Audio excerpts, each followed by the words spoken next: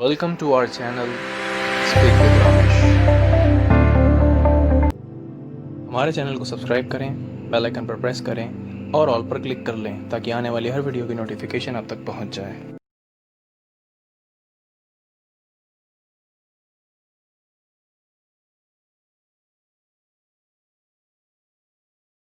अब आपको इससे थोड़ा सा आगे बढ़ना है।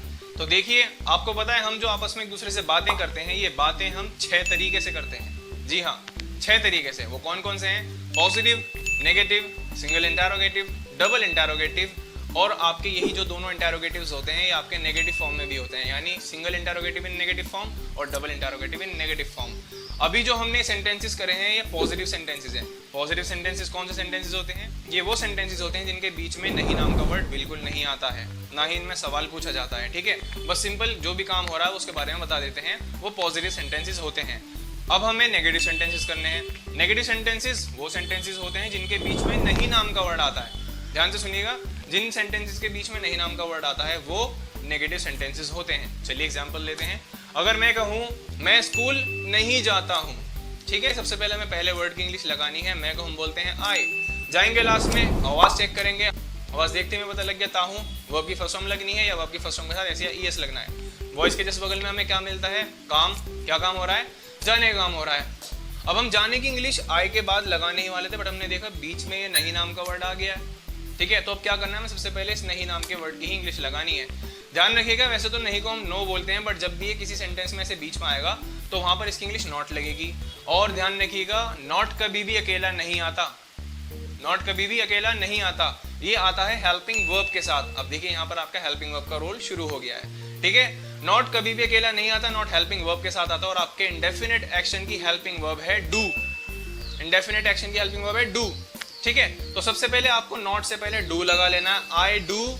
इसके बाद अब नॉट लगाएंगे नॉट, अब लगाएंगे आप फर्स्ट फॉर्म जाने की, गो। ठीक है, आई डू नॉट गो, कहाँ जाने की बात हो रही है? स्कूल जाने की बात हो रही है। स्कूल एक प्लेस है और प्लेस से पहले टू लगता है। I do not go to school. Simple, समझ आया? अब ठीक इसी तरह सिंगुलर सब्जेक्ट्स में भी कुछ एग्जांपल लेते हैं नेगेटिव सेंटेंसेस के रूप में। तो चलिए, अगर मैं कहूँ कि वह स्कूल नहीं जाता है, तो तरीका वही है, सबसे पहले वर्ड की इंग्लिश लगाएंगे हम ही, जाएंगे लास्ट में सेंटेंस की आवाज चेक करेंगे, ताहे देखते पता लग गया आपको वर्ब की फर्स्ट फॉर्म या वर्ब की फर्स्ट फॉर्म के साथ ऐसे आई यस। जस्ट बगल में हमें वॉइस के काम मिलता है, काम हो रहा है जाने का। अब यहाँ भी हम जाने की इंग्लिश लगाते, बट हमने देखा बीच में नहीं नाम का वर्ड आ गया है। नहीं को हम नॉट बोलते हैं और नॉट कभी भी अकेला नहीं आता है, हेल्पिंग वर्ब के साथ आता है और इंडेफिनिट की हेल्पिंग वर्ब क्या है? डू। तो हम डू लगा देंगे। ध्यान रखिएगा, देखिए मेन वर्ब और हेल्पिंग वर्ब दोनों एक ही हैं, अलग नहीं है। ठीक है, और जो सी वर्ब सब्जेक्ट के पास आती है, यानी सब्जेक्ट जो सबसे शुरुआती वर्ड है, जो सी वर्ब सब्जेक्ट के पास पहले आती है उसी में ऐसे ईएस लगता है, ये ध्यान रखिएगा। हमने ही लगा दिया, उसके बाद हमने देखा ये नेगेटिव सेंटेंस है, यानी इसमें नहीं नाम का वर्ड आ रहा है। नहीं को हम नॉट बोलते हैं और नॉट कभी भी अकेला नहीं आता। नॉट आता है हेल्पिंग वर्ब के साथ और इंडेफिनिट की हेल्पिंग वर्ब है डू। हमने डू लगा दिया। अब हमने देखा ही तो सिंगुलर सब्जेक्ट है और सिंगुलर सब्जेक्ट अपने साथ वाली वर्ब में, चाहे वो मेन वर्ब हो या हेल्पिंग वर्ब, हमेशा ऐसे ईएस लगाता ही है।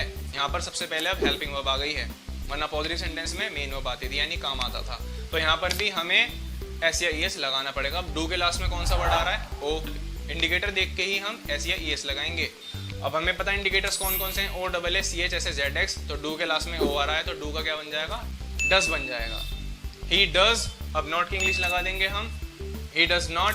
अब क्या काम हो रहा है? जाने का। जाने को हम बोलते हैं गो। और अब यहाँ पर ध्यान रखिएगा, आपको गो की फर्स्ट फॉर्म ही लगानी है सिर्फ। अब यहाँ पर गो का गोज नहीं करना है। तो ही डज नॉट गो, कहाँ पर जाने की बात हो रही है? School, to school. अब आप पूछेंगे यहाँ पर हमने गो का गोज क्यों नहीं करा? मैंने आपको शुरू में बताया था कि हेल्पिंग वर्ब क्या करती है? मेन वर्ब की हेल्प करती है। तो देखिए डू ने क्या करा?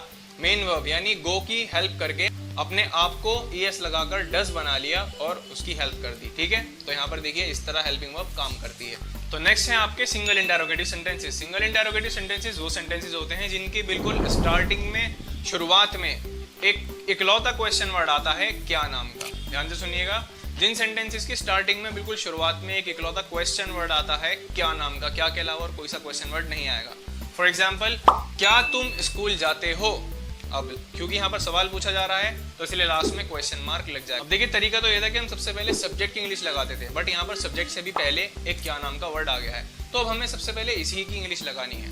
क्या को हम क्या बोलते हैं?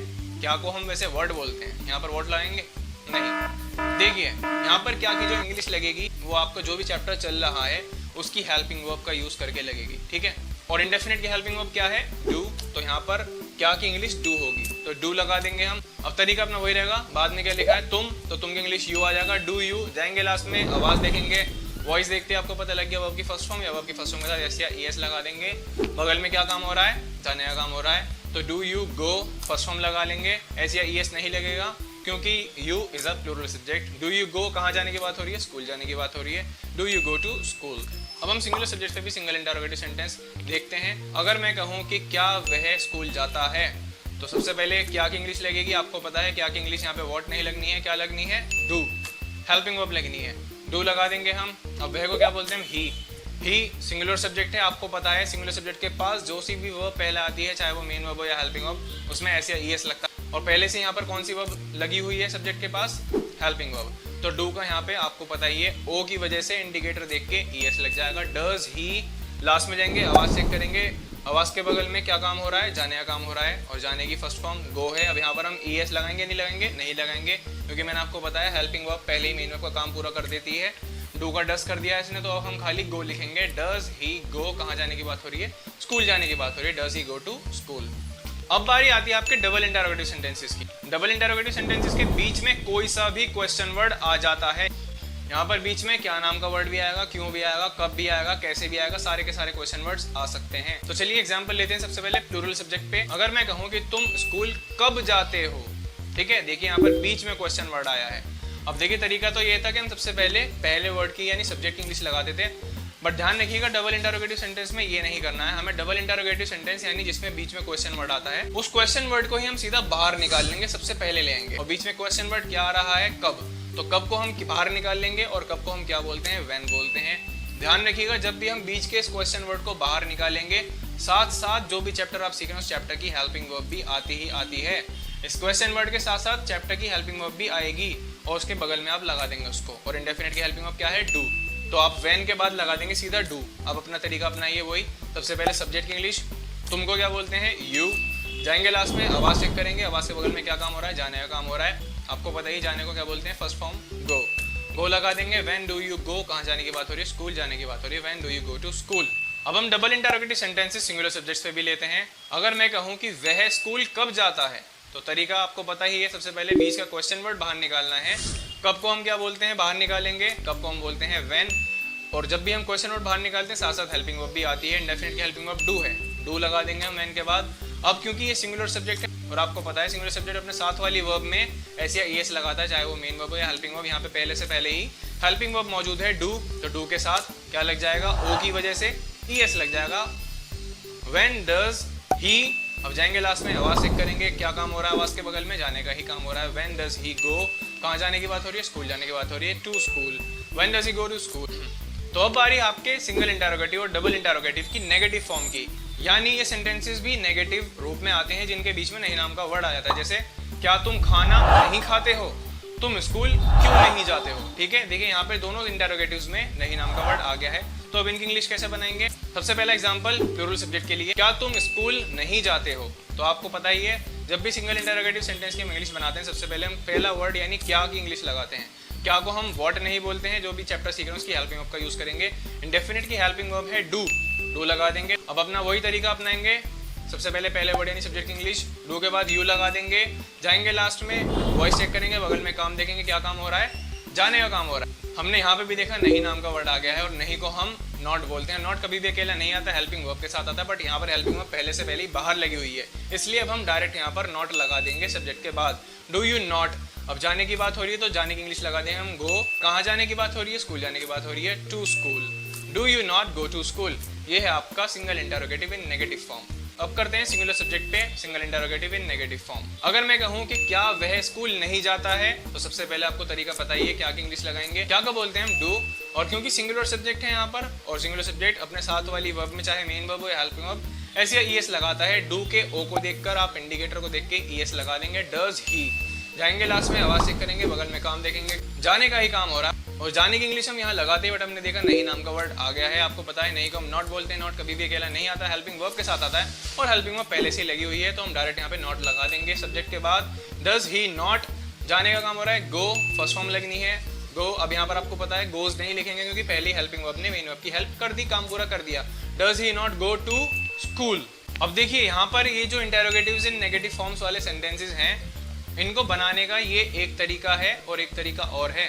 इस तरीके को हम सिंपल फॉर्म कहते हैं और दूसरा तरीका है मर्ज्ड फॉर्म। देखिए दोनों सेंटेंसेस की मैं आपको मर्ज्ड फॉर्म बता देता हूँ। मर्ज्ड फॉर्म में क्या होता है, हम हेल्पिंग वर्ब और नॉट को एक साथ मिला देते हैं शुरुआत में।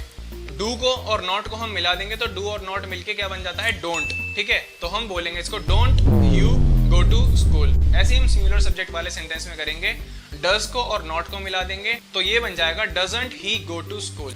उम्मीद है आपको ये वीडियो पसंद आई होगी। अगर आपको इस वीडियो से थोड़ी सी भी हेल्प मिली है तो प्लीज़ हमारे चैनल को सब्सक्राइब करें, हमारे वीडियोस को लाइक करें, कमेंट में बताइए अगर कुछ कमी रह गई हो और हमारे चैनल को शेयर करें। आपके लिए मैं ऐसी वीडियोस लाता रहूँगा और आपको ऑनलाइन ही इंग्लिश सिखा दूंगा। पढ़ेगा इंडिया तभी बढ़ेगा इंडिया। जय हिंद।